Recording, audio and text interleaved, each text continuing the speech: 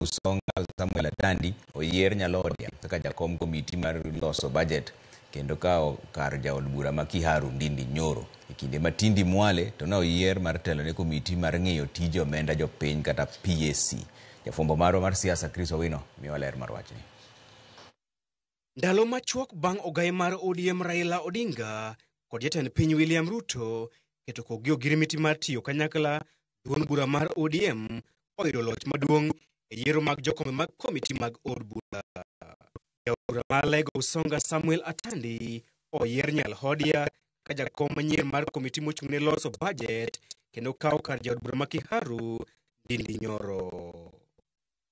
Samuel Atandi dhibedo jaod bura mokwongo maduond bura kod sirikal kuom telo ne komiti mopugno mar loso budget kendo pogo chenro mag dongruok e gwenge duto ma pacho kae.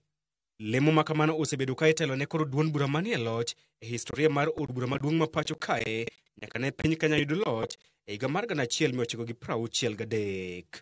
Ramogi TV oyudo thuolo mar twak kod jakom manyien mar komiti mochung'ne loso budget Samuel Atandi. Ndiko budget pogo pesa te mar sirikal kendo hakikisha ni pesa mag sirikal itiyo go maber kuonde piny duto kendo tich mayot. Omiyo adwoko erokamano duong' ni komiti mar od bura kendo maduong' mogik en adwoko erokamano duong' ni broad based government, nikech ing'e ni wan kaka jo-ODM wan members mag opposition. Onge chieng' ma opposition nyalo bedo ni nyalo migi tich mar bedo jakom mar buche mag committees mag sirikal. Committees ma ODM osebedo ka nyalo tayo od bura gin committees mag oversight mag pingo sirikal, committees mag cheko sirikal kich osebedo ka wan oko. To kaluwore gi nafas manyocha wan wang'o kanyo cha jatendwa oketo wan mondo wati machiegni gi sirikal mar William Ruto. Omiyo koro wayudo ni wanwang'o nafas ma kawo jakom mar budget. To onge oganda waka ma joluo mosebedo e komni. Jakom machon mar komiti mar loso budget Ndindi Nyoro ne oyudore e nyong'ong' bang' moko kuom jo od bura saye kuom tiyo marach kod lemo mare e pogo mwandu kod chenro mag dongruok ne kar chung' od bura mar kende kendo jwang'o gwenge mamoko. Achiel kuom gwenge ma osebedo ka yudo pok matin ne chenro mag dongruok gin gwenge ma Kaluo. Samuel Atandi ni kod chenro mage ne gwenge ma Kaluo. Gima duong' ma nyaka wacho ni adhi achia budget mar piny te. To ok kata Luo kende, nitie kuonde mang'eny kata mana kidhi pinje Western, jo Mombasa, kuonde te kata mana across the country nitie shortages. Ukambani kidhi yudo ka kuonde mang'eny onge yore, onge stima. Ginen budget mar piny te ma ok wanyal wacho ni wadwa dhi tiyo ni region achiel.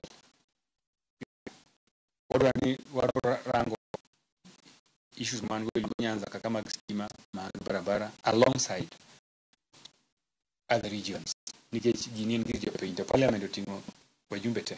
Mopogore gi Samuel Atandi, jaod bura ma Butere Tindi Mwale bende oyier ka jakom komiti mochung'ne ng'iyo ka sirikal tiyo kod omenda mag jopiny kata pak. I'm going to make sure that public funds are prudently used, and those state officers that misuse, as Parliament and as Public Accounts Committee, we will push them and even surcharge and bring them to the law.